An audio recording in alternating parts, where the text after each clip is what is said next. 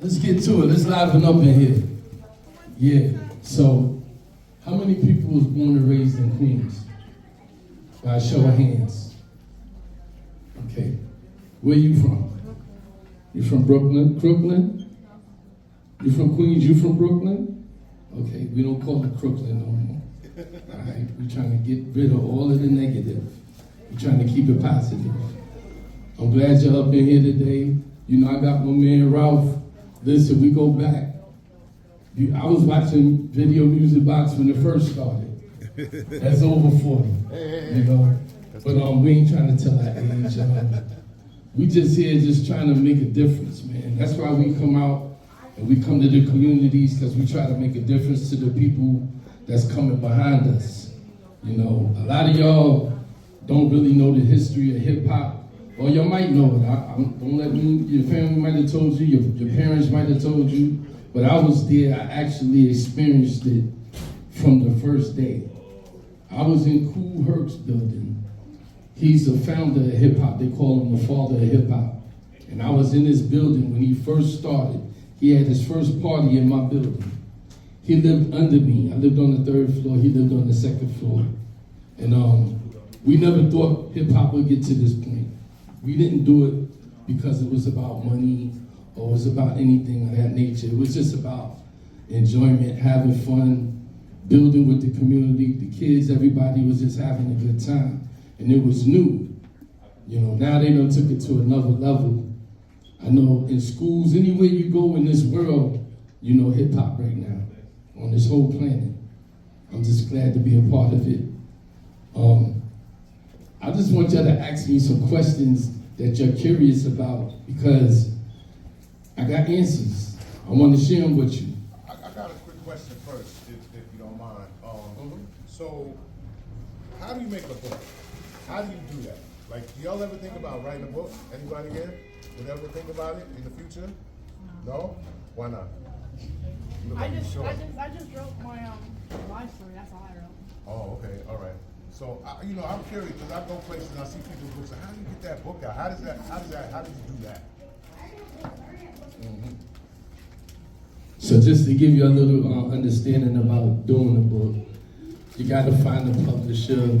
You could be the writer, you're the author because it's your book. Or you can get somebody to write your book. They call them ghostwriters.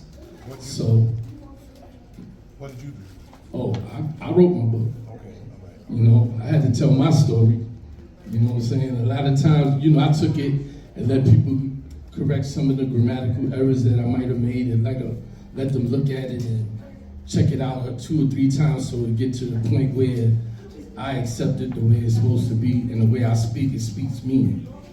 You know, the book, my book it's called It's Official, and it's funny how I got the name. I wrote the book first, just telling my story. And then, me and the publisher was talking one day. He said, you gotta have a title for your book. And I was like, shoot, man, I don't have no title. It's my autobiography, talking about me and this life, you know. Back in the day when we had something that was real and things that we was telling that was the truth, and it was something that was, like y'all say, is lit. We say it's official. Right. We used to say it's official. So I said, well, it's official. And he said, well, that's the name of the book. You can name it that. And that's how the name came about. Go ahead. So, you know, for those who don't know, when you say it's official, so you come from, you mentioned Kool Herc's block, and, you know, in the Bronx, which was not a nice place in back in the days, you know, and it was rough, and people was trying to figure out how to get out of there. And then later on, you're part of the biggest record company in hip hop, Ruff Ryders, with DMX and the Locks and Eve. All of those artists are under you. Correct. How you go from that to that? So when we first started, we had no idea we was going to be in the record business or entertainment. We was out in the streets and we was trying to find a way out. By that time, you know, Rappers Delight came out, all these different artists was doing their thing in the music business. And my brother said, you know what? I want to get in the music business. Puff and all of them was doing it big then. Mary J. Blige was out, and it was going down. So they was like, he met Heavy D in Mount Vernon, and he said, Heavy, what can I do? Heavy D's a rapper, by the way. He's a rapper, yeah. I know y'all might not know him, but he got a couple of joints out. And he's Mr. Big Stuff, let me just say that. So he told my brother, he said, you gotta find an artist, somebody that's hot, that everybody like, and you just gotta put him out there, put that work in and put him out. And he put him out. His man Tiny, you know, I pray for him because he's going through something now with his health. I pray that Tiny gets through it and he gets to, you know, keep on moving and keep it moving. So, and I just got a little caught up because I thought about him because all of the history I got. A lot of history. Yeah, and then he went through he's going through his little thing right now, and it's not little, but it's a thing that I hope that he get through. But he brought DMX to my brother, and that's how my brother found the artist DMX, which I know is, you know. So how was DMX? Like, how was it working with them? Because you were out on the road with him. We all know the stories with him, his tragic death. Tell me about who really DMX was. Well, he was really emotional. This guy was so emotional. He had a heart. You know, what can I say that really one word can't describe DMX because he had multiple personalities and he was moody. He was the type of guy that could be laughing with you in 2 minutes he'll start flipping because he don't want to go do an event or, you know, or he might be acting like he don't want to go and 5 minutes later he want to go. Let me tell you a real quick story. We was in Australia and I'm the road manager, so I did road management for most of the artists. I did all the marketing and promotions for Ruff Riders on the back end. And then I set up all of the special events and stuff like that. We in Australia. So I'm in a hotel, I'm like, you know what? When we in Australia, there's certain things you gotta do. In each continent, each city, and this is something that y'all need to know. Wherever you go, you gotta document what you've done, and you gotta get footage, and you gotta get visuals of everything you do, so you can pass it on to those coming behind you, or you can share it with your peers. So we in Australia. He's like, what's up? I'm like, what we doing? I said, yo, we need to go see the koala bears and the kangaroos. We gotta go see them. We gotta go to the park. So, you know. Anybody know about Australia here? Anybody know? Anybody heard of the country or the continent Australia? Anybody? A little bit, yeah? So they got kangaroos there, no kangaroos, and koala bears and other animals that we don't have here in the United States. That's where the Ugg boots come from. So I know y'all can relate to that. The Ugg boots come out of Australia too. So we over there, he's like, man, I ain't going to see no koala bears and no kangaroos. I don't care nothing about that. Guess what? The next day, I got to go to the travel agency to set up our travel. When I get back to the hotel, everybody's gone. They go to see the koala bears and the kangaroos. How you leave me? I'm the one that came up with the concept to go. I'm the one that said, let's go. Did you ever go near a kangaroo? Yeah. So y'all can't die to kangaroos. Yeah, you know, I don't think they got that close, but I know When he they was zoo, probably. they're not like that. In the wild, they wild like that. But when they in the zoo, they're not. They got them tamed, they got them set up. Yeah. But just to give you a little story, with talking about X was like unpredictable. He was the type of guy that had it all. He had everything. Like, there's nothing he couldn't do. He knew everything. He had everything at his disposal, but he didn't take full advantage of it. You know what I'm saying?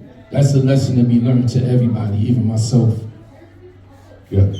Real quick, so I know some of the youth here may or may not know who X is, but I'm gonna play a song that they might have heard before. Okay. A little quick snippet so they can get Yeah. the visual of who we're talking about here. Got you. Play a quick snippet. This is DMX song. Y'all heard this record before? Man, guess what? Uh-oh, they didn't hear this record? All this? Well, you know, the DMX, you know, at least from what we heard from the outside, tragically might have died from drug overdose. Or drugs was definitely an issue, a demon in his life. And, you know, and that often happens when, you know, we go through stuff and dealing with mental illness and things and whatever it is that we got going on, you think that the drugs will make you feel better, and it might for a second, but, you know, eventually you might overdose, and that's what happened to DMX. And it's a tragic story that very often, we all know that story here in the community, right? And so it doesn't mean that just because you leave the community, that doesn't mean that that's gonna go away. But, you know, you gotta, you know how to deal with folks. And I know that you yourself deal with these folks all the time.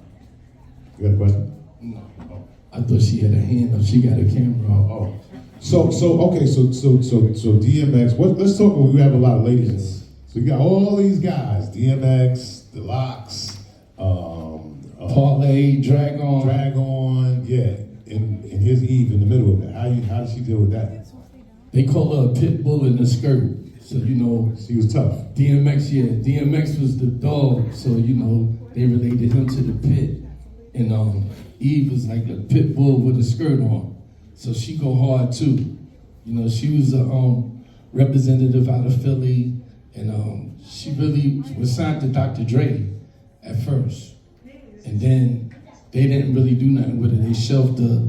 And then Jimmy Iovine worked out something with us, with Rough Riders, and that's how we got her. And yeah, she was the first lady of Rough Riders. Yes, sir. So now there's a whole nother thing about this Rough Rider thing. Besides it being a label, a record label, y'all are street bikes, motorcycles, all kinds of stuff. Yeah, we call it a lifestyle. So Rough Riders have a lifestyle. It goes around 3 or 4 different things. It's like the bikes, the dogs, car and trucks. The whole image is like it's street. You know, we come from the streets. Yo, let me tell you, y'all would pull up, like when the Rough Riders pulled up, 3, 4, 5 blocks full of motorcycles, trucks, pit bulls. It was, yes, well, we won't say gang, Well, yeah, let me share that a club. Most people identify Rough Riders and they see the bikes and they think it's a gang. We call it a lifestyle because we don't just have bikes. We got people walking the streets that's Rough Riders, car people, trucks. We got doctors, police, a lot of military. They in Rough Riders as a community. We have a non-for-profit called Rough Riders to the Rescue that we also represent for the family. You know, and we got something for the fallen soldiers. So if people die riding bikes and a part of our culture, we try to honor them. That's what we do. We got one walking in, you see? They hear me talking, they walk right in. Let's see the back. Show them the back of your vest. It is. Yeah. When y'all see that, that's family right there. That's your family. Because, let me take my glasses off. Because these are reading glasses. But I just don't like the way my eyes look like this. That's why I put my glasses on. But the real story is behind Rough Riders is a family thing. My brother is the one that started it. So all of us took on some part of the label and did something with it. As I worked with the marketing and promotions, my other brother was an A&R/D, while I was over all the corporate stuff. So it was one of them type of situations that we made it a family situation. So whenever you do something, I know sometimes they say family is hard to work with, but you gotta pull your family up because at the end of the day, when anything goes wrong, the only people that's gonna be with you is your family. Good or bad, if you break your leg, your mom's coming to make sure that you're getting your soup and you got all the things you need, or your father's coming to check on you, or your brother and your sisters, or your friends. So anybody in your circle, you gotta make sure you take care of them and bring them up all the time. It's not even a question that you could do something and just flip to do something else without your family, because that's important, family. So okay, so you have a record company, you have this lifestyle, everything is out there, you're doing your thing, and you're not just doing it here in New York City. You mentioned Australia. What other places did you travel to? Well, shoot, we'll be here all day talking about that. I did all the 50 states at least 3 times. I've been all over the United States at least 3 times doing tours. Jamaica? Yeah, I've been to Jamaica, Kingston. From Jamaica? Family from Jamaica? Yeah, I've been to Kingston, Jamaica. I've been to Ocho Rios. Yeah. You ever been to Jamaica? Okay, all right. Anybody You've been ever there, travel though, so outside of it's important. New York? Travel outside of New York? Okay. I traveled. Travel? Yeah, I traveled. Jake, Where? Jake goes a lot of places. Every countries, yes. My mom took me there, like Dominican Republic, Egypt, Cuba, and Korea. Yeah. That's what's up. So what is the advantages of traveling? Like going somewhere outside of New York City? I want to ask them that first. Does anybody know what the advantage is? What you think? And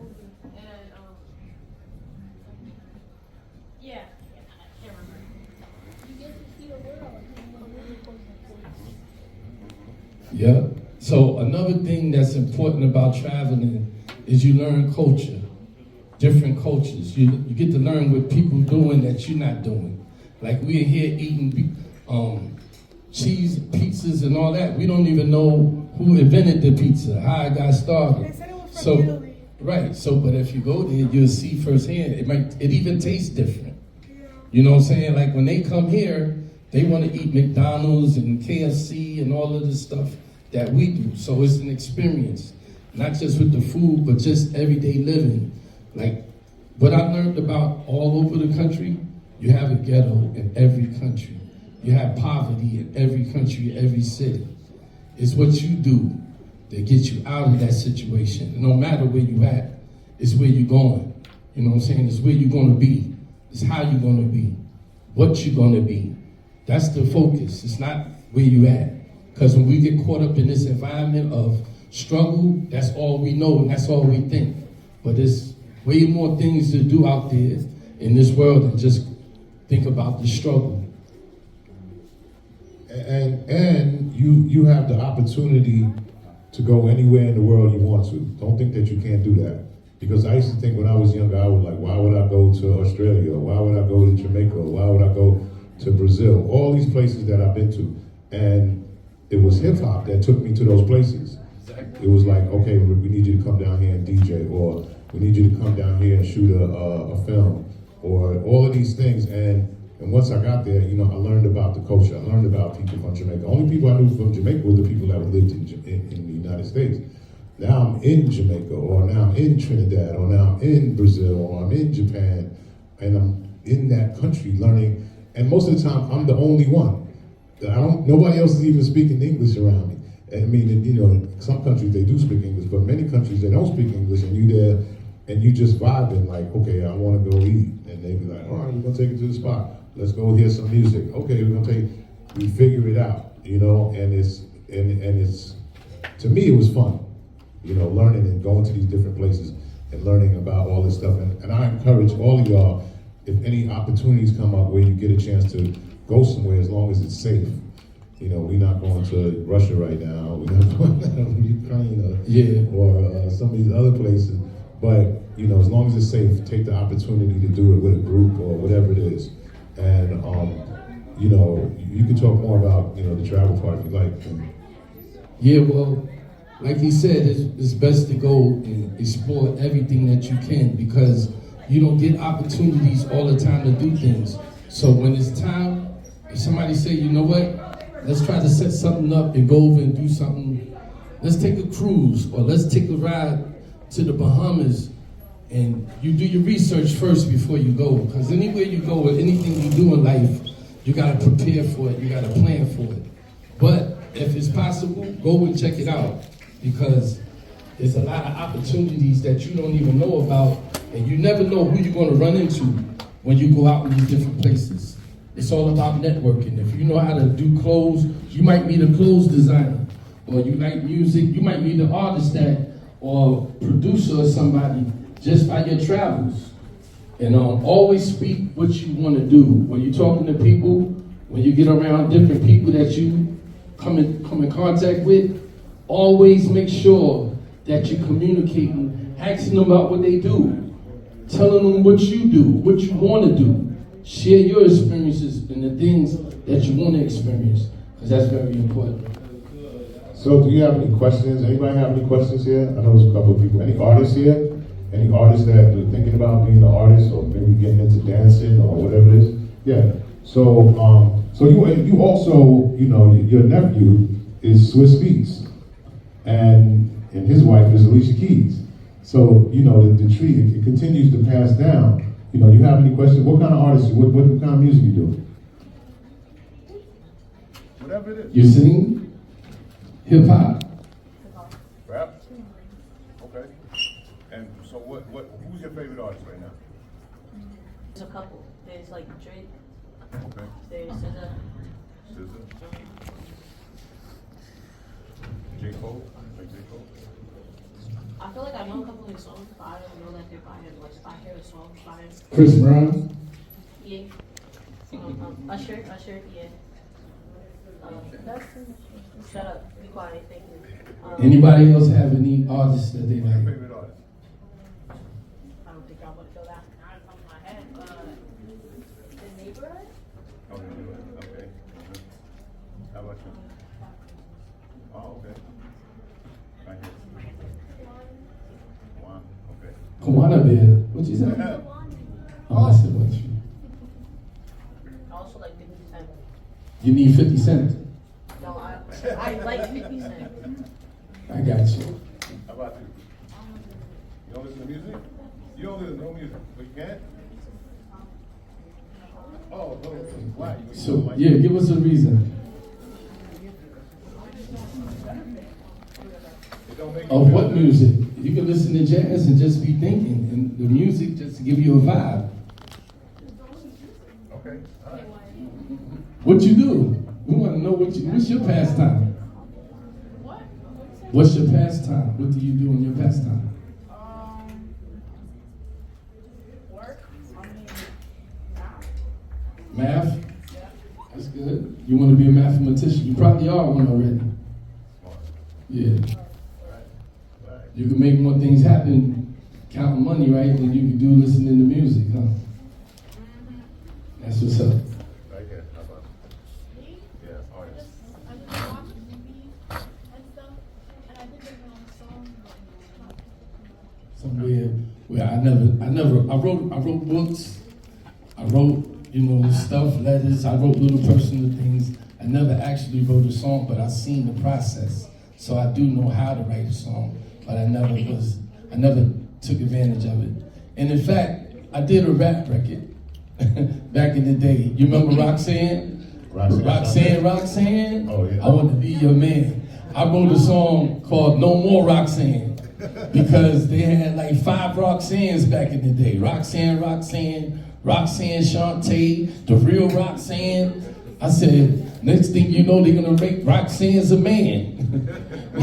That's what I said in my rap. But you know, to write a record, just to get to what he was saying, to write songs, it's a process. First, you gotta have a vision of what you want to write about, right? You gotta think about it, or you gotta take a beat and let the beat get you the vibe to what you want to write to. Most artists, when they write in the in the studio, when they in the studio, most of the time, the producer is the one that's encouraging them of what to say on the record or to the beat. So they call it reference vocals. So if you listen to most of these songs, some artists didn't write the whole song. They might have wrote just the part that you do your 16 in, but the hook might be from the producer because he's trying to give you an idea of how to do it.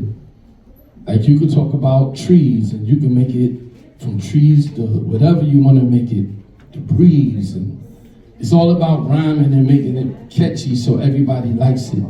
People have to relate to it, I guess, you know, in some way. You know, when you come up with a theme, it might be sunny days, or it might be rainy days, or it might be, you know, I'm going to fight, or I'm talking a song about girls, or a song about guys.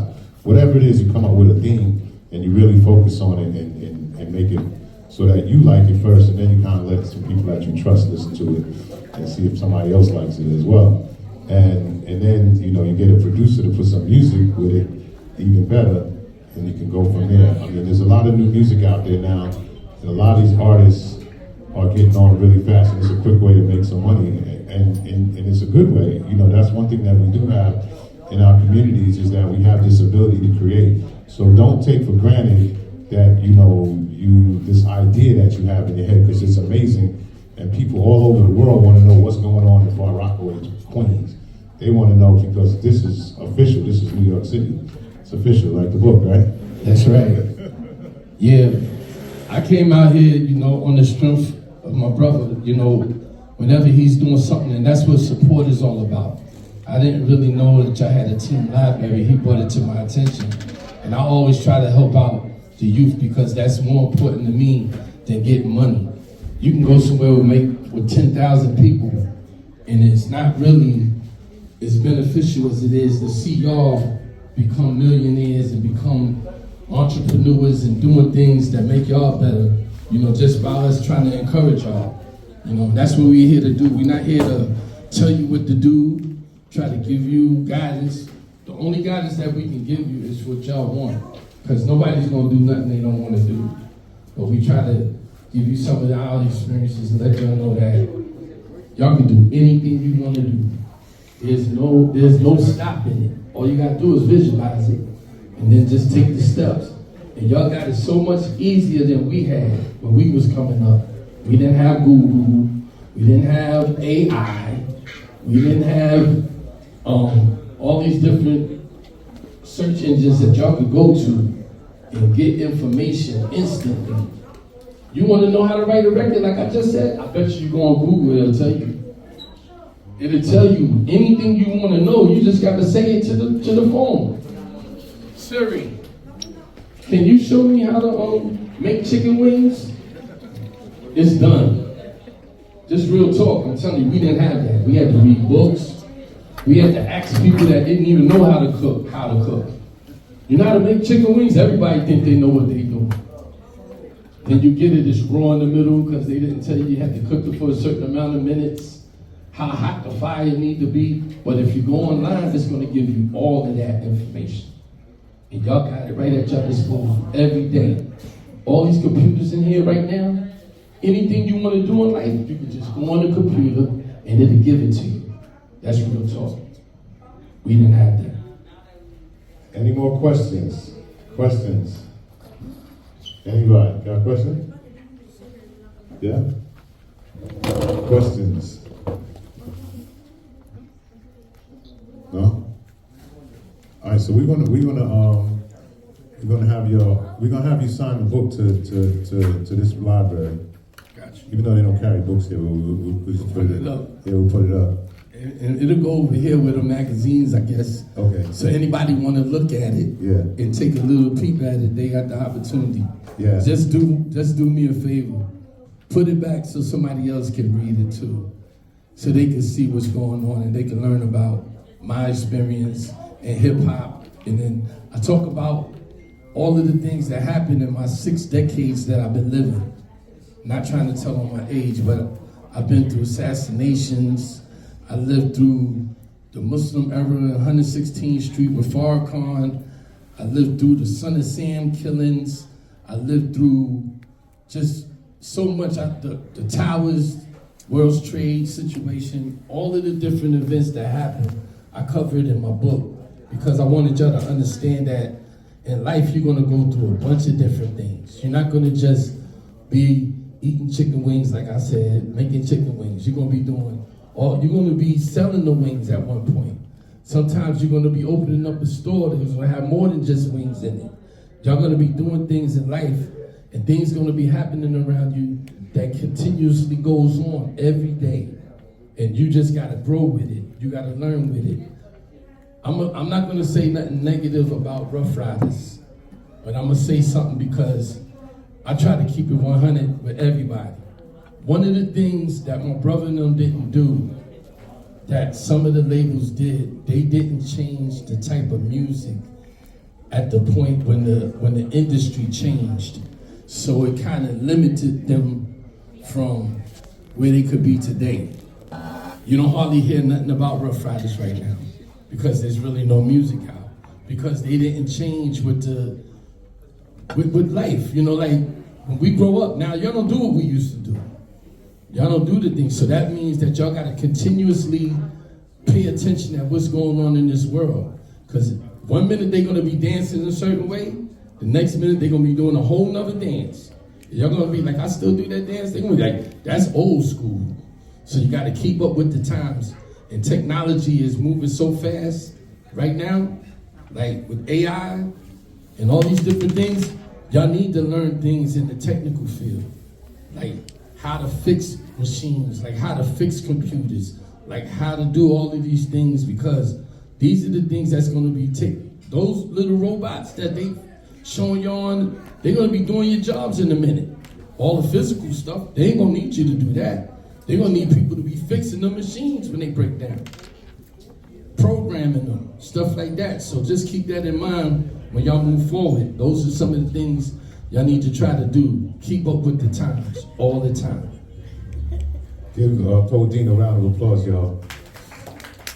So I just want to take a photo, if we can first. Can y'all all come up here and take a photo with him? You hold the book. Yeah, I appreciate it if y'all.